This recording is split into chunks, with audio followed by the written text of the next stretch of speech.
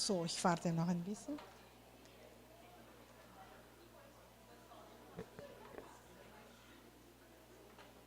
Bom, boa noite. Eu acho que a gente deu 10 minutos de tolerância. Alguns vão vir um pouco mais tarde, né?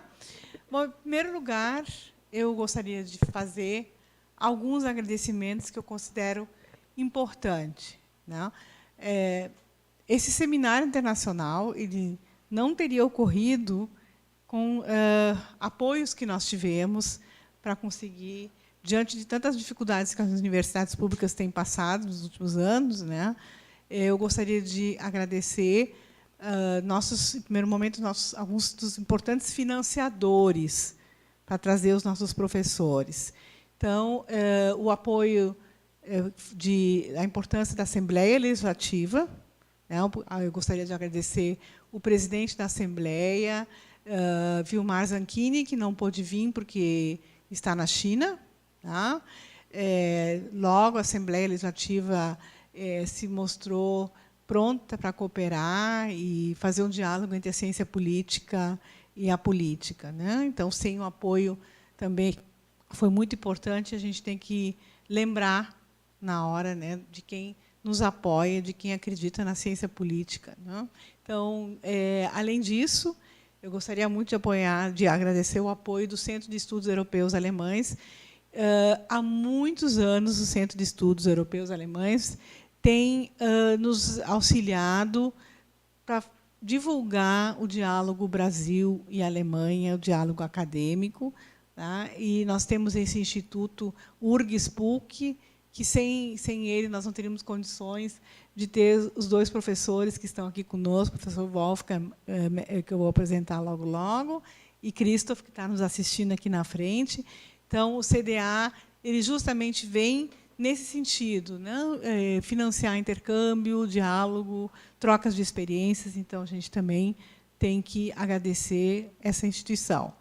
Tá? Também, por detrás de instituições, também tem pessoas. Tá? Tem pessoas que se engajaram, que estão envolvidas com o terceiro seminário de ciência política, comemorando 50 anos. Eu agradeço, sem dúvida nenhuma, o empenho do nosso representante discente, que está aqui. Onde é que está o Tiago? Causa, está aqui. Né? O trabalho do professor Alfredo Gugliano, que, no momento, não está aqui. Não sei onde é que ele está, deve estar lá fora, esperando algum professor, alguma coisa. Né? Que também esteve na coordenação geral do evento. Ao nosso coordenador do curso, Rodrigo, professor Rodrigo Stumpf Gonzalez. Né? E é claro que temos que lembrar os professores que coordenaram os nossos GTs, que também deu bastante trabalho, né? A professora Maria Lúcia Moritz, a professora Cibele Caron, a professora Jennifer Azambuja, a professora Sofia, que eu não sei se está aqui, né? Também o professor Sérgio Simones. Tá? E agora eu vou apresentar o professor Wolfgang Muno, da Universidade de Rostock, né? Professor da Cátedra de Política Comparada, com larga experiência em diversas universidades alemãs, Mainz, Landau, Erfurt. Também foi professor visitante no Goethe Institute, Paris, França, na Science of Law, em Xangai, na Torquato de Tella, em Buenos Aires, na Universidade de Texas, Estados Unidos, Cuba. Poderia aqui falar e dar uma lista de participação do professor como professor visitante em outras universidades, não só alemãs. O professor Wolfgang, tive a oportunidade, acho que uns 10 anos atrás, a participar de um capítulo de livro, né, organizado por ele, mais os colegas Thomas, se não me engano, Kessler. Atualmente, os temas que o professor Wolfgang trabalha são temas populismo, novos populismos, democracias, eleições, e ele tem se dedicado muito nos últimos anos à questão das eleições na Alemanha, e principalmente eleições regionais. Um dos últimos livros mais recentes que o professor Wolfgang publicou, Venezuela, Dimensions of the Crisis, Estado de Direito e Democracia, discussões atuais sob perspectiva da ciência política comparada a respeito da Venezuela. Então, eu acho que nós vamos ter uma noite agradável, né? O professor Wolfgang está dando minicurso, alguns que estão aqui já estão participando do minicurso junto com Christoph Mohammed Klotzbach, né? E depois da conferência, 30 a 40 minutos, nós vamos estar aqui para perguntas, dúvidas, e espero que todos, muito obrigada, né, por estar aqui. Para mim é sempre uma alegria poder receber colegas da Alemanha. Acho que é uma dessas minhas missões nessa vida, fazer essa troca, né, esse diálogo entre dois países tão diferentes, mas, ao mesmo tempo, com muitas coisas para trocar de experiências em várias questões da ciência política. Eu sempre digo que a ciência política alemã precisa também ser conhecida, e não só a ciência política mais divulgada no nosso Brasil, que é a ciência política americana. Vou parar de falar, né? E, professor Wolfgang, a palavra é toda sua. Muito obrigado, Silvana. Thank you very much. I'm very honored to be here at the Universidade Federal do Rio Grande do Sul. Unfortunately, my Portuguese is very bad. Actually, it doesn't exist at all, so that's why this talk will be in English, and you have to follow in English. I understand a little bit because I speak Spanish, but that's not enough for giving a talk or anything like that. So thank you very much, Silvana, for this invitation. I'm really very honored to be here in Porto Alegre, and I'm happy to give the talk to you. What will we talk about? The title is Right-Wing Populism in Europe and the Americas, a Comparative Perspective. However, I think we are in Latin America, and I guess you know a lot about populism in Latin America. So I will concentrate a little bit more on Europe and especially on Germany, where I'm from, and tell you more about the right-wing populist party Alternative for Germany, or AfD, Alternative für Deutschland. I will start with some general remarks on right-wing populism, then we'll talk about right-wing populism in Europe, and then the AfD in Germany, where we will look at who is who are the right-wing populists, who are the voters of right-wing populist parties, and why do people support a right-wing populist party from the perspective of Germany, which can partially be generalized for Europe, and there are some other exceptions, but you will see that the picture, the world of right-wing populism is quite diverse, so it's better to concentrate on a case on which I can tell you a little bit more in detail. Because the world of right-wing populism seems to be everywhere and growing. You all know, I guess, this guy. You have seen him many times on television. You also might know this guy. Does anyone know this man? Yeah, Viktor Orban in Hungary, and you definitely know this man, I suppose, probably, and he is meeting with Modi, the Prime Minister from India, and so you see right-wing populism is in North America, Europe, Latin America, Asia, so virtually everywhere it seems to be. It's also in Latin America, of course. We just saw Bolsonaro. We might include Bukele, the president of El Salvador, as a right-wing populist. And in a few days, this man whose nickname is El Loco, and this seems to be a good nickname for Javier Milei, who will be, starting from the 10th of December, president of Argentina. We could also, so it seems to be a quite recent phenomenon, 2019, 23, right-wing populism in Latin America. We remember more Juan Perón, maybe people like Hugo Chavez, Evo Morales, who were originally more left-wing populists. But we also have some predecessors to these guys. So For example, Álvaro Uribe in Colombia, a right-wing populist. We could also discuss if Alberto Fujimori or Carlos Menem might also be kind of right-wing. They were called neo-populists because of their neoliberal policies, but especially Alberto Fujimori, not Fujinori, Fujimori with M, you know that, sorry. He also pursued a severe security policy, abolishing democracy in Peru in the end.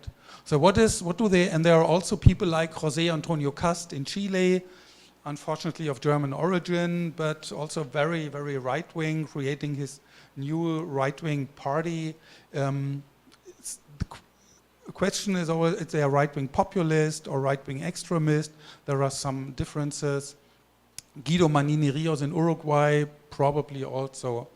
What is right-wing populism in Latin America is about? It's focusing on anti-corruption. That's one important topic. It's also focusing on law and order. It's less exclusionary than European right-wing populists, as we will see, less xenophobic, and it's very often anti-left and also neoliberal, usually in economic policies, very often also in social policies, conservative or more traditional. So, as I said, the question is right-wing populism in Latin America a new phenomenon? We have to dig a little bit deeper on that and study that and explain maybe more lines of connection, let's say, connexus between the older right-wing populists or the neo-populists and the modern right-wing populists in Latin America. What is populism, basically, and what is right-wing populism? Before we talk more about that, we should clarify the concepts.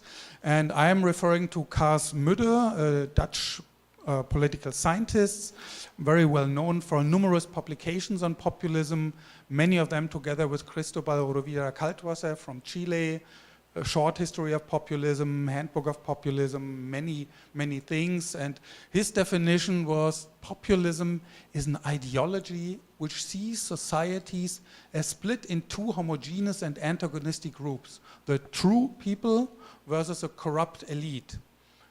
First dimension, and second one, an ideology which believes politics should be an expression of the volonté générale of the people. Volonté générale, the concept of Jean-Jacques Rousseau, that there's kind of a general will in the people, and the populist leaders, the populist parties, they know the general will of the people, and they try to defend the people against this kind of elite, let's say, this corrupt elite. We have to add that it's not very clear what people means in populism, and it's also not very clear what elite means. This is, we could relate to Ernesto Laclau and his empty signifiers, which have to be fulfilled, and there's quite a variation in the understanding of people and also the understanding of elite. For example, it could be an economic elite, especially for left-wing populists. It could be political elite, political establishment, but it could be also only a special part of political establishment, like the left or communists or socialists, which are the enemy. And that's another important element.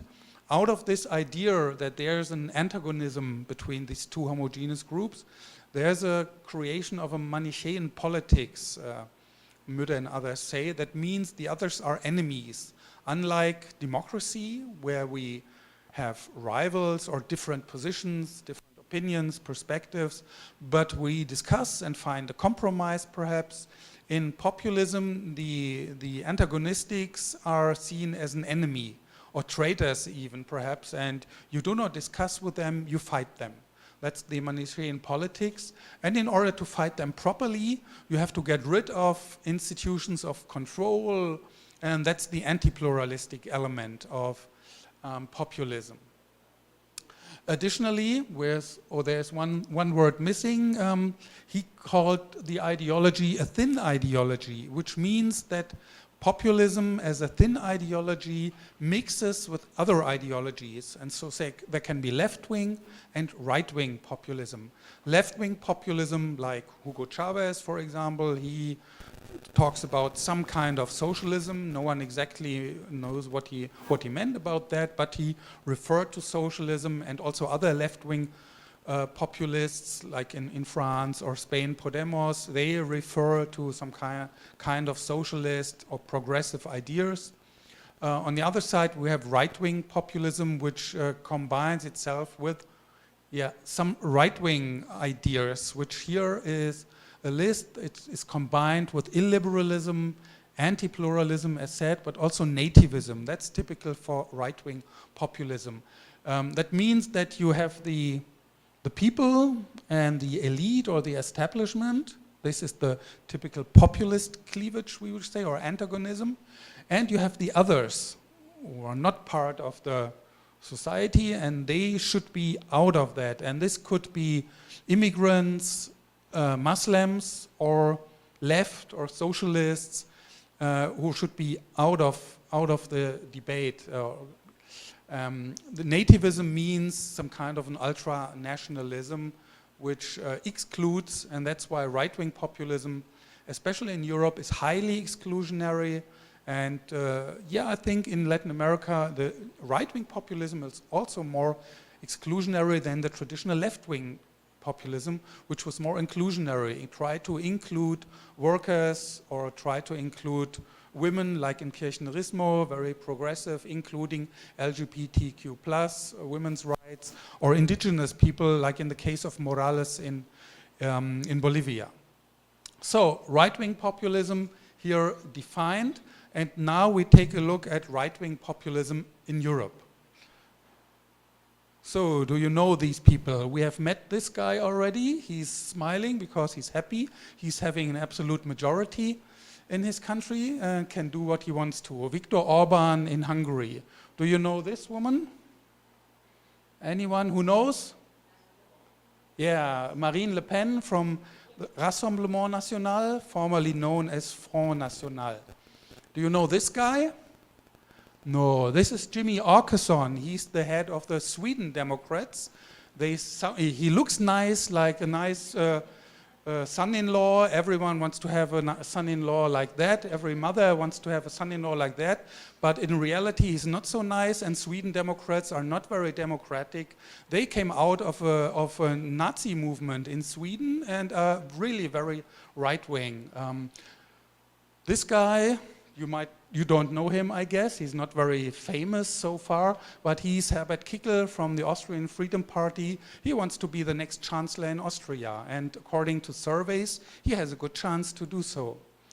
You know this woman? We will later talk about her. This is Alice Weidel, the chairwoman of the Alternative for Germany. And this is Senor Abascal from Vox. You might have seen him, but you know her probably, right? Senora Meloni. Exactly, from Italy. Here we discuss a little bit. Is she a right-wing populist, or is she fascist or neo-fascist? That's a good question, but her government is made out of three parties: the Fratelli d'Italia, definitely right-wing; the Lega, which is definitely right-wing populist, as we would say, and Forza Italia, which was the old party of Berlusconi, and he was one of the early right-wing populists in Europe, doing a lot of things which later people like Donald Trump did the same way. I remember Berlusconi very well because he paid his studies by singing, and I feel a little bit like a singer also here with a microphone, although I do not want to be compared with Silvio Berlusconi. I think that's not a very good idea. There are more, of course, and this is the last elections in Europe, the last week in the Netherlands. And this man, you might not know him, Geert Wilders, his party for the Vrijheid, his Freedom Party, came out as the strongest party in the Netherlands, a very liberal, stable democracy, and this was really perceived as a shock in Europe. Biggest party having 37 out of 150, out of 150 seats, Party system in the Netherlands is very fragmented, so no one has a majority, and he's currently looking for coalition partners to form a coalition government. Running the campaign, his party, usually he is against Muslims. He wants to throw out all Muslims from the Netherlands. He wants to close mosques and religious schools, and he wants to ban the Quran from the Netherlands, and the veil especially should be forbidden in the Netherlands. So this is a very strict and severe policy he is proposing. At the moment, of course, he has no majority. He's trying to find coalition partners, and he moderated a little bit his positions, but no one knows exactly what he will do if he would be the next prime minister of the Netherlands. So there are indeed a lot of populists. That's what makes it a little bit one thing. What is interesting is also his societal position, Geert Wilders. He's, for example, in favor of same-sex marriage and gay rights and also women's rights. And he's arguing we have to protect our liberal rights for gay, for women, against Muslims who are against this. So this fits into his worldview, and he uses this also as an argument against Islam and against Muslims.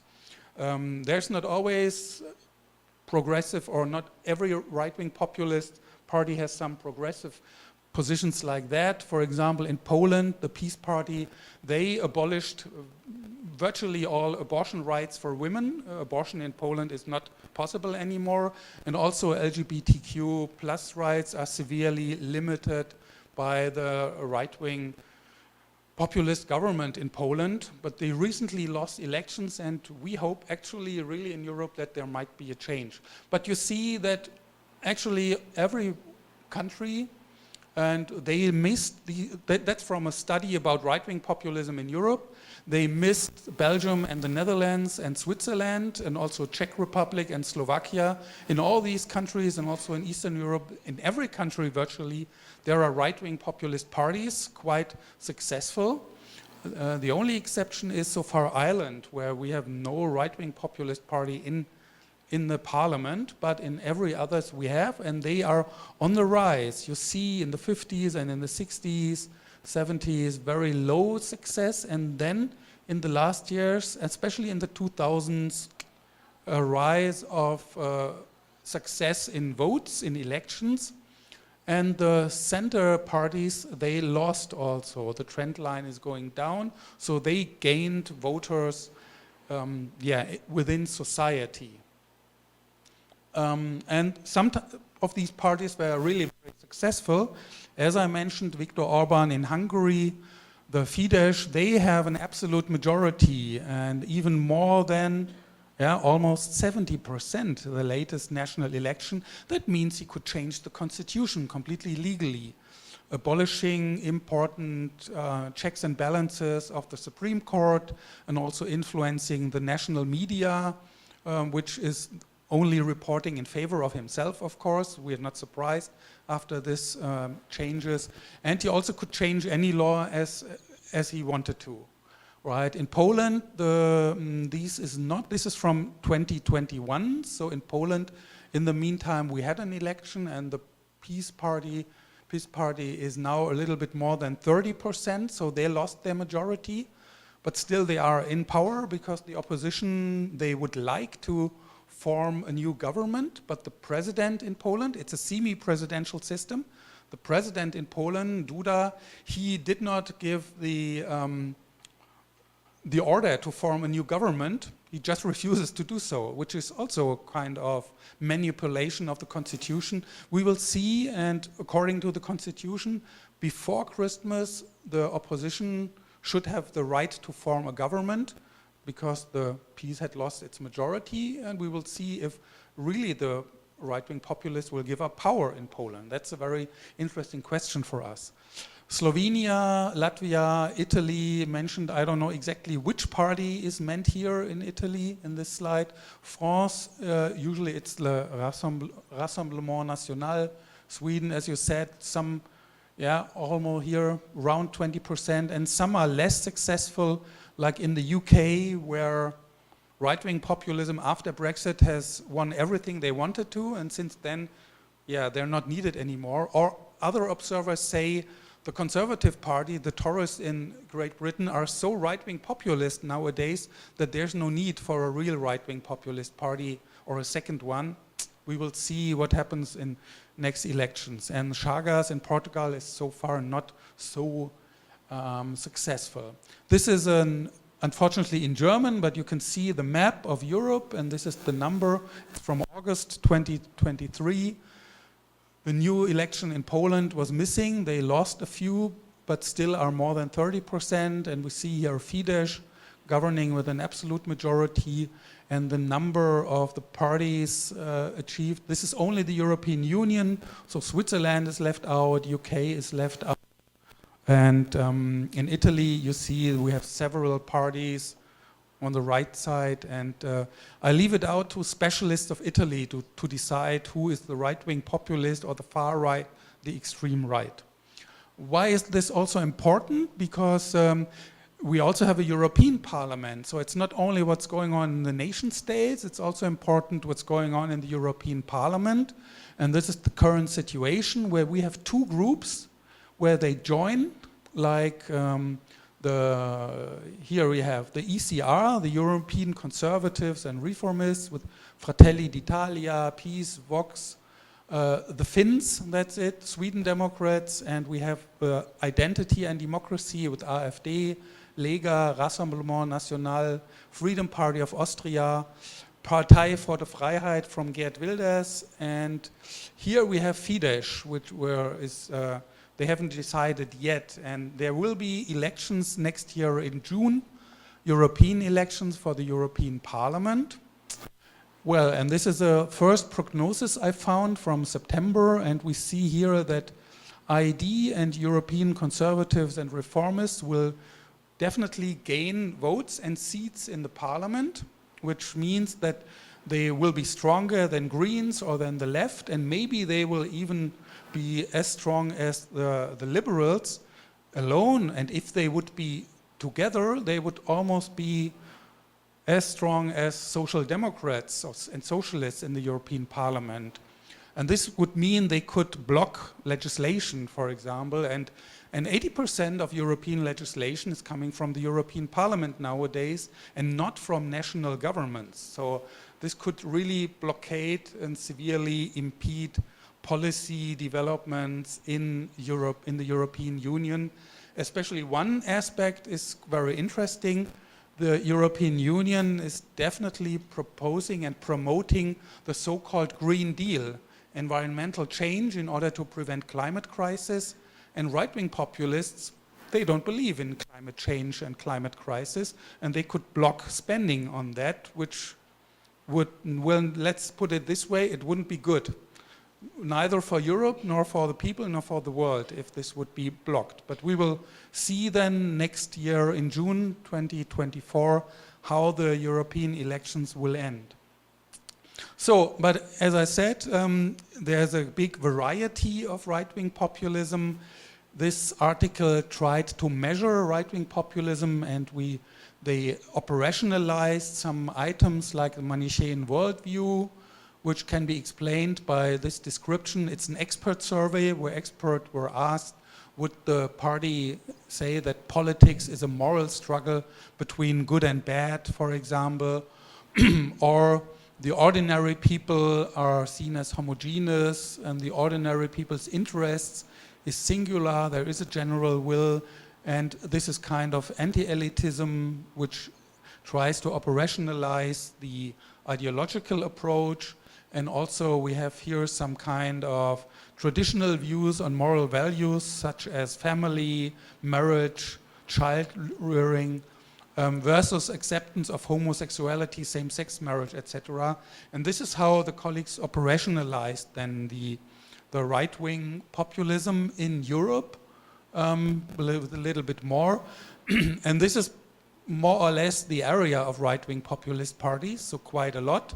As I said, in virtually every country, we have at least one right-wing populist party in Europe. So, and I can't tell you about every party, and that's why we will concentrate on the German case, the alternative for Germany. Here, these are some campaign posters. Unfortunately, I know you can't read German, but you might guess what it is about. It's about no Islam in schools. There's a debate about Islam education in schools, religious education. We have kind of a religious education, ethics, where pupils are taught about different religions. And they say, but not about Islam. That's not part of our culture. Or they say, stop asylum, stop refugees, secure borders, close the borders. Or they say, stop Islamization. Yeah? People with a chador, with a complete veil, are used as a little bit threatening. And they link, for example, immigration with crime and violence, more security for our women and daughters, because immigrants rape our women and daughters, and we have to protect our women, and therefore we have to stop immigration. And one position openly of the party says, actually we have to throw them out of Germany. And if we have to use violence for that, then we have to use violence. That's okay. So some quite extreme positions. Also here, instead of immigration, we want own German children. Women should make babies. German women should make babies. Not every woman should make a baby in Germany, but German women should make more babies so that we don't need immigrants and can throw them out. And they also play with the anti-Islam sentiment. Here are women drinking wine. This is kind of a women, like Oktoberfest, something like that. You know that. And there's also some wine fests in Germany around where you drink alcohol. And this is clearly not allowed in Islam, right? You don't drink alcohol, so they say, oh, Islam want to forbid our culture, drinking alcohol or eating pork meat, which is also something which is part of our culture, and Islam is threatening our culture, so that's not part of Germany. So this is to give you an idea what's the programmatic ideology of the alternative for Germany. Interestingly, this party is about 10 years old only, but it has been quite successful in Germany. It was founded in 2013 by a group of diverse people. On one hand, there were some liberal economists. They were not content with economic policy. They wanted to get rid of the euro and wanted to have back the Deutschmark. That was one group. There was a second group of conservative Christian Democrats. They were not content with Angela Merkel. They thought she was far too liberal and they wanted to have a more conservative world. And we had a third group that were openly right-wing extremists, neo-Nazis, fascists, and they thought, oh, a new party, well, let's see what's going on there, maybe we could be influential. And in the beginning, it was rather, the ideology was more neoliberal and Eurosceptic. That was the focus, because the liberal professors, economy professors, they were dominating in the AfD. The head of the party was Bernd Lucke, economy professor in Hamburg, and he assembled the guys and wrote the program with some other conservative economists, but also Frauke Petri. She was quite right-wing already. She was also part of the party leader membership. The leading figure was the economy professor. He was thrown out after 2 years of the party, or he left the party after he was not re-elected as party leader, because in 2015 we had the refugee crisis in Germany, which means that hundreds of thousands of refugees, you might have seen it in television perhaps, they came to Europe, and Angela Merkel said we have to help them. She opened the borders according to European law, absolutely legal, and said refugees should come in. We can do that. We can cope with the refugees. And the alternative for Germany said directly, no, that's too much, we can't do that, we don't want them, and we can't cope with the refugees. So they changed to an anti-refugee party, moving clearly a bit to the right. And the former leaders like Bernd Lucke, Konrad Adam, they left the party because it was too right for them. And Frauke Petri was a new party leader and the spearhead.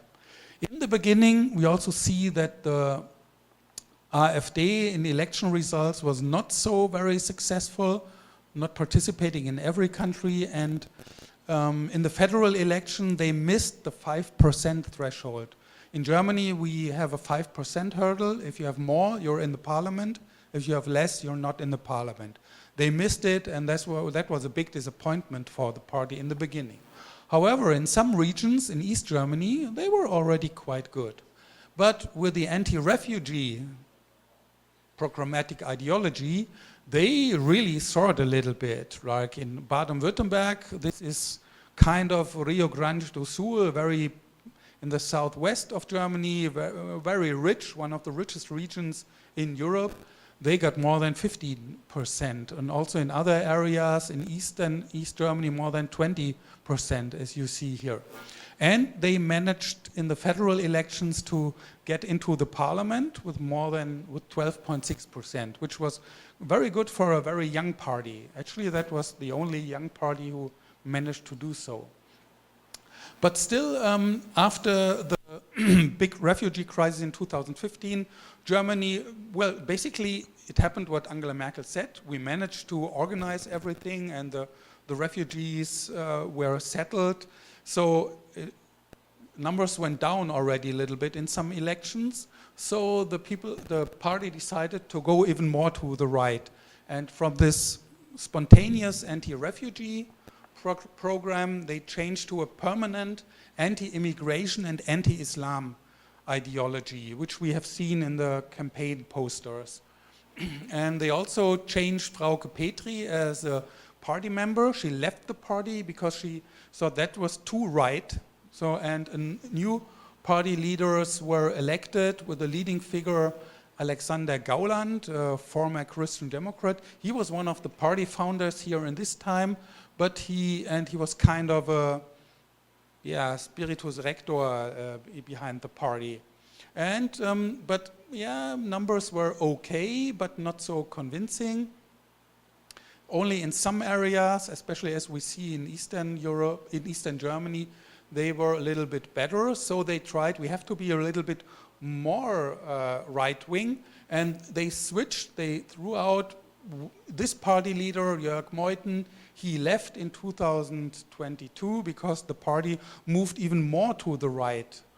And new party leaders are now Tino Kruppalla from Saxonia and Alice Weidel, and the leading figure is Björn Höcke. He's a regional party leader in Thuringia, and he's proposing what I said, that we simply have to throw out the migrants. We also have to use violence in order to do so. And we also have to abolish democracy, and we should,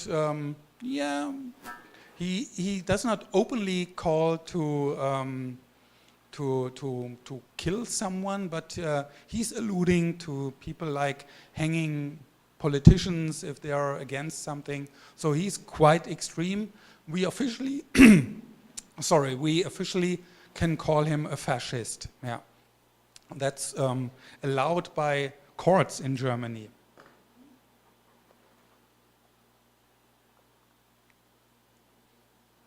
So at first, this move to the extreme right was not really very successful. You see here, not so convincing, but then in the turn of the last month, a new debate about migration and immigration started, spurred by the war in the Ukraine, where about 1 million refugees came to Germany, and additionally several hundreds of thousands of asylum seekers from the Arab world, from North Africa, from the belt around the European Union, and many of them trying to come to Germany. And this led to another debate of immigration, and this spurred the recent electoral elections. So the new party very soon moved more and more to the right and was able to be in almost all regional parliaments, which meant they received money and stuff and could establish themselves. So these are the right-wing populists, and here you see them: Alexander Gauland, Bernd Höcke. That's the actual dynamic duo, Kruppalla and Alice Weidel. And these are the former party leaders, Lucke, Petri and Meuthen. Imagine in 10 years, 3 party leaders who left or had to leave the party. Any other party would be in serious trouble with all these debates, internal things, but not so the AfD. The voters really don't care what's going on in the party. Why do they, or who is voting for the AfD? And why? That's the next thing we will see. Currently, we see that the AfD is really on the rise with all these debate about migration. These are the latest surveys for Germany from November, also from this month. And you see that in every region they are in double digits.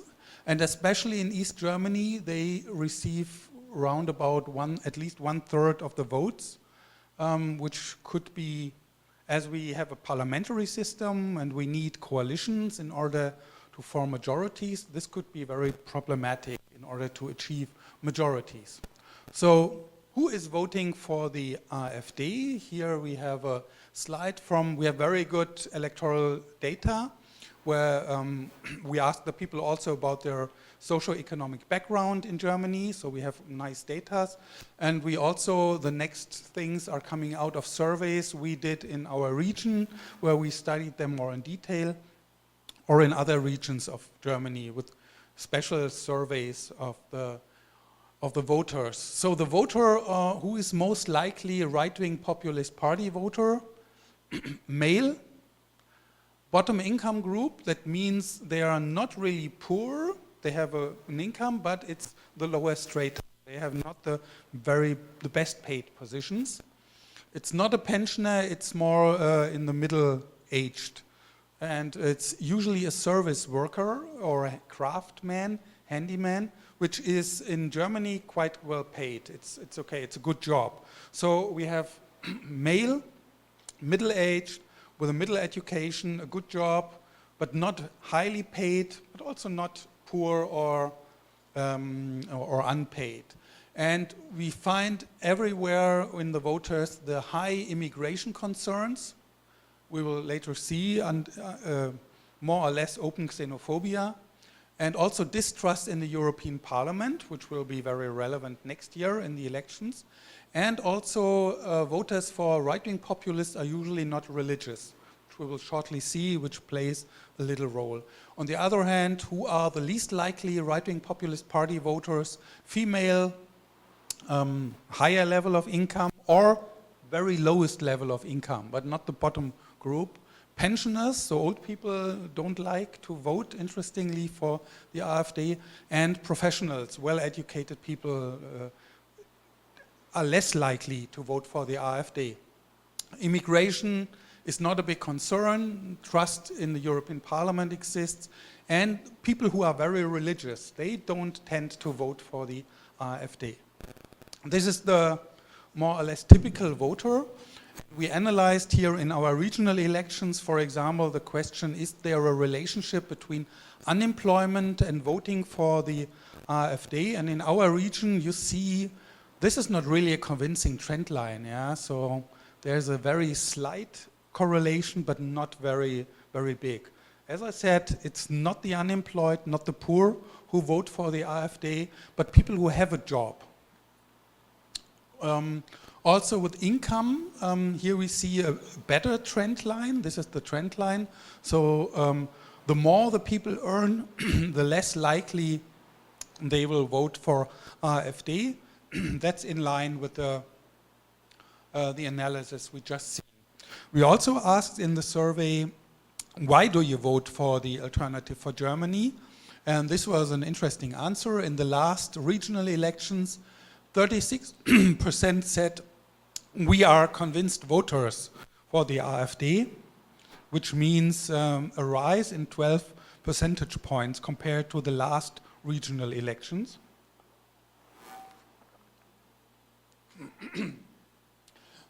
But the majority says we are not convinced voters. We vote out of disillusionment or protest against the establishment. However, this has diminished. Exactly, this is of course a corresponding number. So more people are now convinced of the AfD than they used to be. But still, the majority is just protest voters, we would say. We find another important difference, and that's a regional cleavage, where you see AfD is clearly more successful in East Germany. In the very first elections in East Germany, the AfD achieved 31.8% more in East Germany than in West. In 2017, in the federal elections, 104.7% more in the East than in the West. And in the last federal elections, 150% more in the East than in the West. So they are more successful in the East, and it's rising. The difference is rising between West and East, as you see here also. We also see it here in an analysis of the last federal elections. We have 2 votes in Germany. First vote is for a direct candidate. Second vote is for a party list. And in both here you see where the AfD was the strongest. And that's clearly in East Germany. This is East Germany, especially in the south of East Germany, and here in the north, very northeast.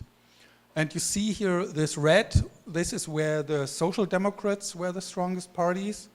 We see a few green spotlights where the Green Party was strongest. That's usually in university cities, because Green Party is elected by academia, especially young urban academia. And the black one, that's the Christian Democrat Party. And here we see a little bit the influence of religion, because where Christian Democrats are the strongest, these are the Catholic regions. Here and here are Catholic regions. These are more Protestant regions. And this is a region in East Germany where religion does not play any role anymore. People are not religious anymore. In my area, that's where I come from, here is University of Rostock, roundabout, yes, something like here. There are 80% of people are nothing. 15% are Protestants, and 2 or 3% are Catholics in this area. But around about 80% have no religious affiliation anymore, which is one factor, as we just saw in the voting. So why do people vote for AfD? There are 2 approaches, basically. Yeah, that's good. There are 2 approaches, basically. The socio-economic approach, trying to explain it with objective or material conditions, and a political cultural approach, trying to explain it with subjective, more cultural conditions. Basically, this could be mixed a little bit, because also material conditions can be perceived, and that's what in the end plays a big role. Some socio-economic factors which are interesting and relevant, especially for explaining the East-West divide, is the demographic development. Let's take this graph. There we see in English that Germany's East is shrinking. The population change means that here the population is shrinking, and here the population is growing. That means that many regions, especially rural regions in Eastern Germany, they are more or less deserted. Young people have left, old people die, schools are closing, hospitals are closing, there are no doctors anymore, police station is closing, there's no public transportation anymore because there are not enough people anymore. So really people feel left behind. And the state is going away from them. This is kind of a non-state area in their perception a little bit. This is the unemployment rate, and we have seen, there are some regions where this plays a role, but here was the stronghold of the AfD in Germany, this area, and this is not the very poorest area. Of course, it's a little bit bigger than in South Germany, but it's also better than in some areas of West Germany. So unemployment is not really a factor for explaining why people vote for AfD. What is a little bit more important, as I said, these are people who have jobs, but they have not very well-paid jobs. So this is about the disposable income in Germany. And you clearly see that East Germany is not very good. This is around Berlin, where there's a little bit of money, but in many areas of East Germany, people really earn less than in West Germany. And they feel they are left behind. West Germans earn more. Why? Why do I have so less money? the explanation is quite simple, or there are almost no big companies in East Germany. They are concentrated in South and in Southwest and in West Germany. And this is part of the unification process of Germany, where the East German industry was virtually, or East Germany was virtually deindustrialized. All the companies which existed during 40 years of the GDR and the communist regime, they were not competitive, or they were taken over and closed down. So this left people also behind. They lost their jobs for some time. Now we've seen unemployment is not everywhere now, so they found new jobs, but not very well-paid jobs. This is also a factor. So they felt disappointed. And this is about East Germans in top positions. Unfortunately, I only had a German slide, but you see the population is almost 20% of the total German population in East Germany. And you see how many members of government or members of big companies are from East Germany. It's far below the average population. So they feel not represented in the political elite, basically, right? Or judges. Here, judges, it has grown a little bit, but it's far from being representative. So, and that's a big discussion in East German media, especially. Right? We are not represented by the establishment, which nurtures populism.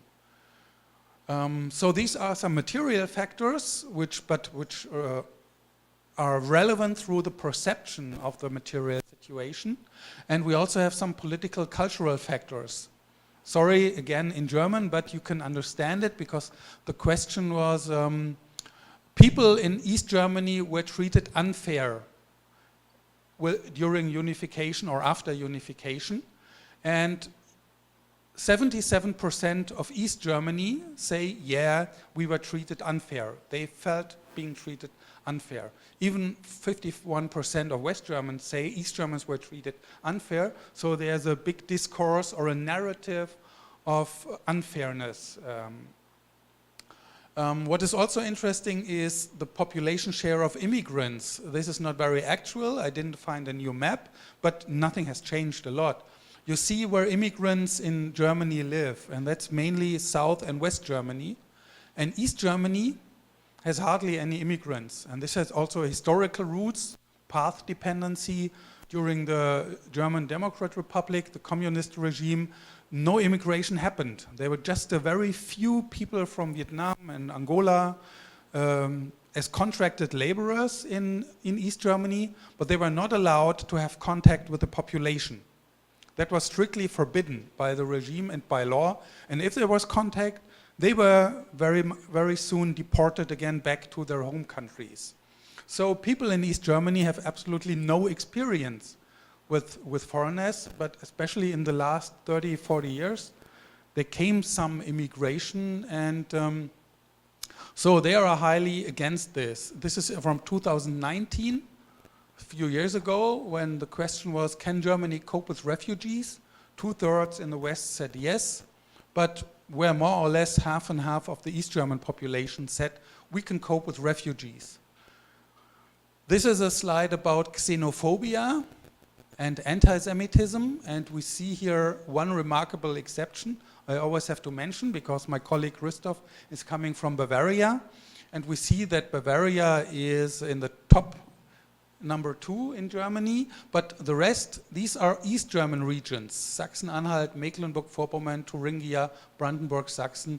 So, of course, we can't say that there's no xenophobia in Germany, but in West Germany, it's significantly lower than in East Germany, apart from Bavaria. Maybe we can later discuss why it's so big in Bavaria. I really don't know. Also, political culture in Germany, this is a question, would you appreciate or would you favor a right-wing dictatorship in Germany? And this is West Germany, where it's constantly going down and only a few people would favor a right-wing dictatorship, and it's significantly higher in East Germany. we could explain it also from path dependency, historical experiences, because they never had any democratic experience in East Germany before unification, and then they feel disappointed by unification, so they are not very happy with a democracy which came from West Germany, more or less. So are you satisfied with democracy? In the general question is asked here in the West by 2/3 yes, 1/3 no, and round about half and half was satisfied with general democracy in 2020, but asked in 2023 the question, are you satisfied with democracy, how it works nowadays in Germany? Not the abstract concept, but reality. We see that in the West it's a little bit more than half, but in East Germany almost 2/3 are not content with democracy, how it works in reality. So, to sum it up, the socio-economic conditions, yeah, they do play a role, but not really convincing. This is just an intervening variable. It matters through the perception of insecurity, of earning less than others, being treated unfair. That's how the material conditions work, being not represented by the political elite, although in reality, we're. So especially East Germans, we can say, have a history of fractures, bad experiences, and they project it to the political system also. And these historical experiences, as well as narratives on this, being left behind, being not represented, being treated unfair, this has been reiterated and passed in families, but especially by the right-wing populists. They use it and say, we will represent you, the ordinary, the real people, not because the establishment does not represent you. They treated you unfairly. Many East Germans feel deprived, betrayed, not esteemed. There's even a debate about colonization by West Germans in East Germany. So in the end, who votes for the AfD? We have a general picture that says there's a group of convinced right-wing extremists. They are xenophobic, they're anti-Semitic, they're anti-democrats. And they, of course, appreciate a right-wing party. But there's also people who just feel abandoned, not represented, not esteemed by the political establishment. And here the right-wing populists take up these fears, right? There are people who fear foreigners because they don't know them, they have prejudices. They also fear the future. There are many crises going on in the world, rising prices, war in the Ukraine, foreign people coming there as refugees. There are changes in culture and society. Suddenly gay people come up, women's rights show, and they threaten the lifestyle, let's say. And these people fear losing what they have achieved. It's a matter of kind of petty bourgeoisie or lower strata having a nice job, but fearing to lose all this because the world is changing so fast.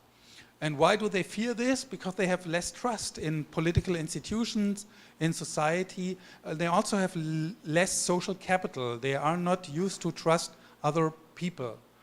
And all these factors are relevant in all Germany, but they have a higher impact in East Germany because of the special history. So, concluding, we learned now a little bit about right-wing populism, especially right-wing populism in Germany. What can we ask now, and that's something for future research, a comparison between Latin America and right-wing populism in Europe, which means that what's the matter of lack of inclusion and representation, right? That is an important aspect. A big question is, do I have it here? Yeah, that's it. Reality versus perception. This is a big question we have to still to work on. In how far is the real lack of inclusion and the representation, or is it just the feeling of being not included or represented? The lack of output, as I said, it's a matter which also is experienced by East Germans when there's no public transportation anymore working or no health system because the next hospital is 2 hours away, which is, and if you have no working car and yeah, then it's a problem to get there. This is also a lack of output, which is not only in Latin America relevant, but also in parts of Europe.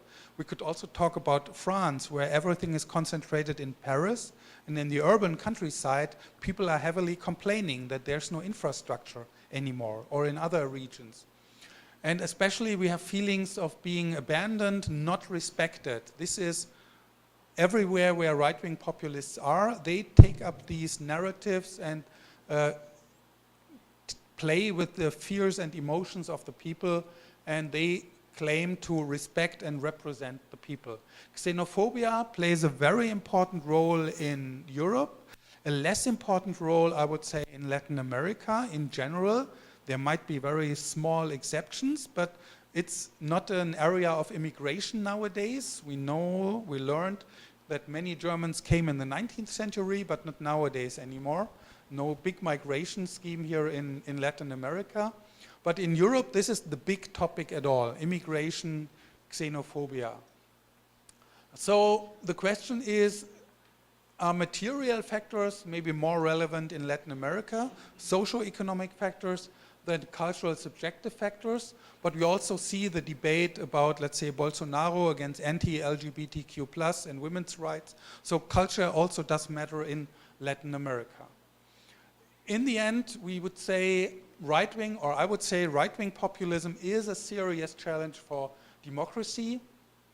The Varieties of Democracy project from Gothenburg in Sweden, they claimed in their recent report that advances in global levels of democracy made over the last 35 years have been wiped out, especially in the last 10 years.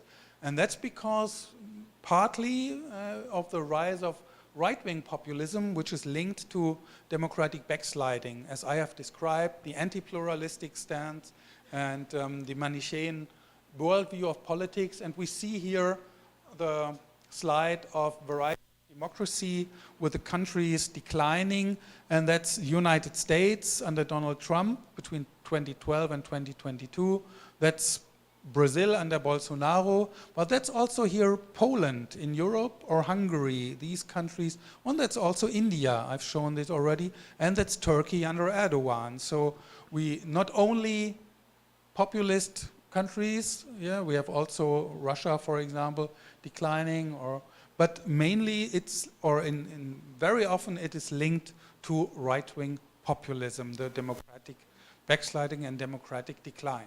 So, talked a little bit too long, but thank you very much for your attention, and muito obrigado.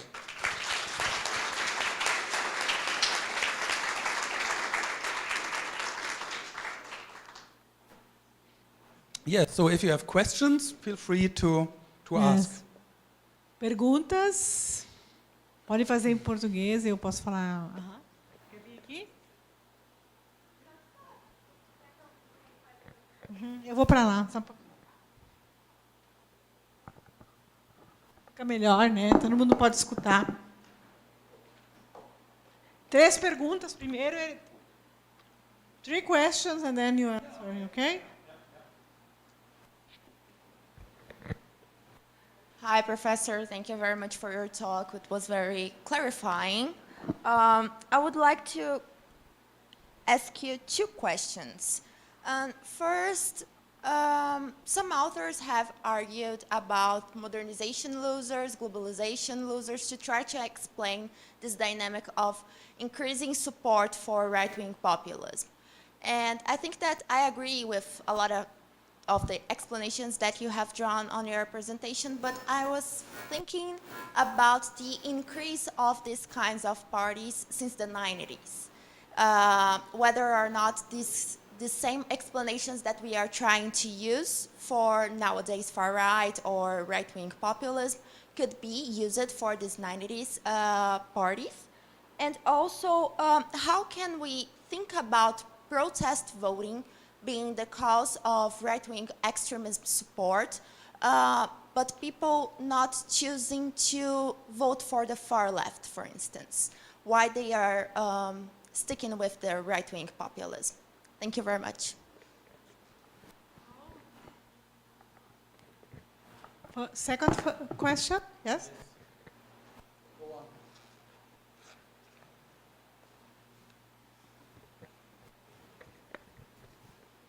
Thank you very much for the lecture. You mentioned that some right-wing populists in Europe in recent times could even be labeled as fascists. I would like to understand how, in current times, you would differentiate right-wing populists from fascist politicians. So, third question. Oh, excuse me. Is any country that, well, thanks for the lecture. Is any country in Europe that have a leftist populism? And what is the relation with the right populism? Because maybe they have in common some types of techniques or some types of behavior. Yeah, thank you very much for these questions. So let's start with the globalization losers. That's a very good question. However, as I try to show you, we do not have the real losers as the supporters of right-wing populists. It's more the lower middle class, right? The upper lower class, we would say it somehow like that. And they have not lost, but they fear losing, at least in Europe. Like in the United States, you have more clearly the people who really lost their jobs who support Donald Trump. But in Europe, it's more the people who have something, but they fear to lose even more. And here, the relationship, which is clearly relevant for Europe, is not. It's a socio-economic aspect which plays a role, but it's more the racism, open racism, and that's what differentiates from the far left. Because the far left is not racist so far. So that's the clear cut, and that's why people do not go to the far left, but go to the far right. We had a really tremendous change in the composition of societies in the last decades in Europe, where many societies were rather homogeneous until the 50s, 60s, and then there started immigration in Germany, in France, in Italy, and this spurred a real change. Nowadays, in Germany, for example, almost 20% of the population has an immigration background in somehow. But as we saw, these are located more in West Germany. And in East Germany, you had really, and this is a good showcase because we have kind of a quasi-experimental setting with West Germany, East Germany, we can compare. And East Germany has almost no immigration background. The percentage of immigrant population is about 3-4 percentage points, and in West Germany it's at least 20% of the population. So you clearly see that this makes a difference, and the important explanatory approach from social science is the so-called contact hypothesis. So in West Germany, as in other countries, some people started having contact with foreigners in the 60s, and this reduces prejudices. And if you do not have real personal positive experiences with foreigners, then you have a lot of prejudices, and you develop xenophobia. That's what the social science theory says, and we can really pretty much see that, right? That especially in areas where, also in other countries, in areas where the people have no positive experiences.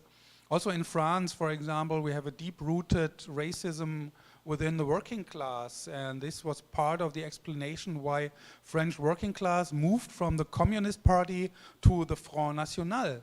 As in Germany, we see that voters moved from the left party in East Germany to the Alternative for Germany, to the AfD.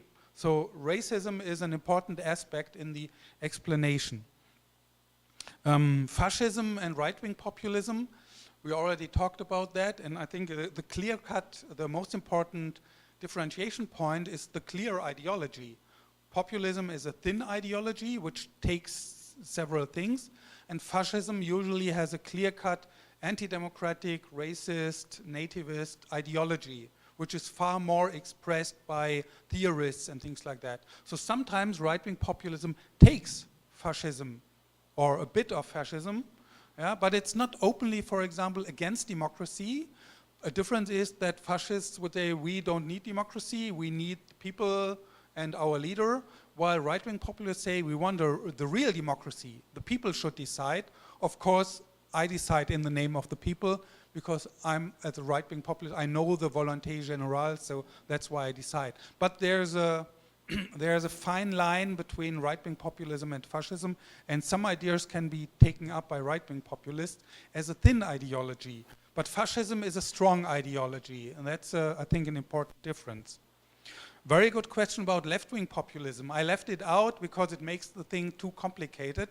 But there are, of course, left-wing populist movements or parties like Podemos in Spain, maybe Movimiento Cinque Stelle in Italy, or La France Insoumise in France. And what they have in common is the kind of anti-establishment idea and rhetorics in terms of mobilization of people, claiming that they speak, that's the core of populism, they speak for people.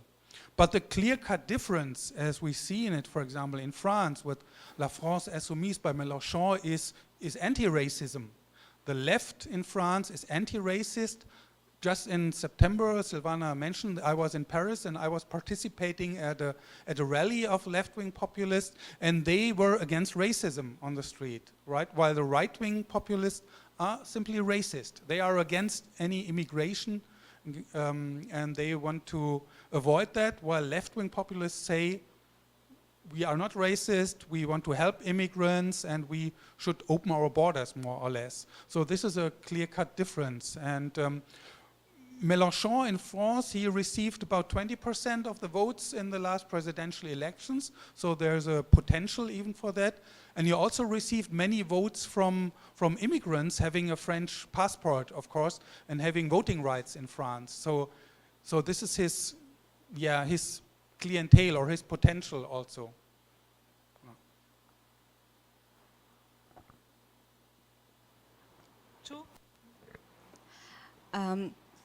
Thank you for the conference, Professor. I have two brief questions. The first one is about what we have found here in Latin America is that, for example, people who vote for right-wing parties, they usually have like low level of trust in democracy institutions in the sense of elections, parties, the executive power, but they have a strong level of confidence, for example, with the army or the police, or like these institutions that are linked to law and order. So is it the case in Germany or in Europe? What is the relationship with all the discussion about law and order and about the idea of order, or you said about this link about migration and crime, but does it go further than migration? Does it have a punitivism or hard on crime discourse also attached to it? And the second question, it's more like a curiosity, because you said, okay, xenophobia is not really a variable here in Latin America, but we have the migratory Venezuelan crisis. And after the migratory Venezuelan crisis, it doesn't mean that we have, that it's correlated to the emergence of right-wing populists, but after that crisis in some of countries like Chile, for example, we have right-wing parties winning elections. So is it a factor to explain like the growth of right-wing populism, and are you monitoring that, or is something that you're doing about that? Just thank you. Yeah. One question, it's okay? Close the questions? Somebody? So. No, It's thank okay. you very much. Yeah, very good questions. I'm afraid I can't answer them properly. At least the question about the Venezuelan migratory crisis, I read about that there's some kind of growing xenophobia in Colombia, Chile, interestingly, also other Venezuelan regions. I've heard that here in Rondonia there was some trouble, but I did not really study that so far. So I don't know exactly if this was contributing or if this is just an ephemeral phenomenon, might be, because it's not so big, let's say, as compared to European immigration. Neither in numbers nor for all countries the same. So I don't know. This is a very good question. We should study more if is there also xenophobia relevant for Latin American right-wing populism? Yeah. So far, in some countries, crime is linked with Venezuelan immigrants, like in Chile, where they say all these immigrants now rising crime, and they are relevant, so we have to be tougher on security. This leads to the first questions. Yeah, low trust in political institutions, that's the same in Europe. But we do not find high trust in police or security. Especially military does not play any political role in Europe anymore. I don't know if it ever had. Yeah, maybe in the beginning of the 20th century somehow. But nowadays, I don't know any country where the military has any significant importance, even not in Southern Europe, where they governed for a very long time, but even you may have heard that recently military officers in Spain, retired military officers, called for a coup d'etat against Pedro Sanchez, but the current military said immediately, no, we don't want that. Go home, you're retired. You should not interfere into politics. So this is maybe a crucial difference in Europe, that military does not play a role. Police is a little bit a different thing, because here right-wing populists usually, and this is a little bit a clear-cut thing, while left-wing populists would say, nah, we don't want police being everywhere, but right-wing populists say, yeah, we need police, we need strong police, we need more policemen, and we should appreciate our police forces and help them, and they help us fighting the crime, especially crime of foreigners and immigrants. So this is an element, but also police is not a relevant political force in Europe, in no country. I would say that it's individual policemen might run for office, and that's how they are perceived by right-wing. For example, in my hometown in Rostock, the one candidate for mayor was a police officer, and that's how the right-wing parties then campaigned. He's helping us for law and order. In the end, the left party has won in Rostock. It's a university city, so that's why they do not appreciate that. So trust in police is quite high, and especially among right-wing voters, but it's not really a relevant political force, as far as I know, in whole Europe, but I'm not sure for every European country. Okay, so thank you very much. Unfortunately, I had no better message, because right-wing populism is a little bit disgusting, and it's bad that we have to look at these kind of democratic backsliding, xenophobia, and things like that. Maybe one day we will have a better message. I'm also working on participatory democracy in Germany, which people look heavily at Brazil, for example, with the experiences of participation and participatory democracy. We are lagging a little bit behind, and you were front runners in these kind of things, so maybe this could be a nicer picture in the future. That's one effort. How do we cope with right-wing populists? And the established party says, yeah, well, the people really don't feel represented, so we have to give them more chances to participate, to better feel represented. And that's what we're trying in Germany at the moment. We don't know if it will work in the end. That's what the parties hope. We will see. At least there's one idea of how to cope with right-wing populism. Thank you very much for your attention.